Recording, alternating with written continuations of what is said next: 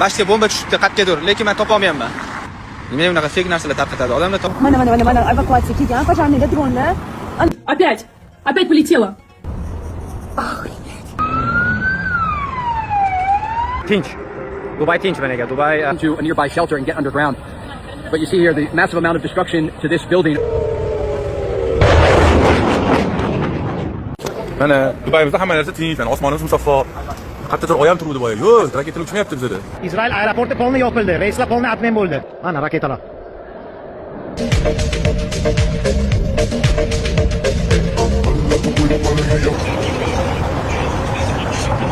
Oldu. Bom etib orqangga bomba tushsa, Algutmi yoki yo'qmi bilasan. Amerika, Eron, Izrail va Dubay. Hozir nima bo'lyapti? Vaziyat Amerika Qo'shma Shtatlarining dengiz havo kuchlari bor, Dubayda joylashgan. Eron shularga hujum qilyapti. Va albatta o'sha raketa tushganlari rost. Izrailda bo'lsa juda ham dahshatli urush ketyapti, ya'ni Izrailga Eron juda ham qaqshat zarbalar beryapti. Bu yerda Amerikani ko'plab bazalari Bahraynda ham borligi uchun Bahraynga ham hujum bo'lyapti Eron tomonidan, Izroilga ham, Dubayga ham. Bular haqiqatdan rost.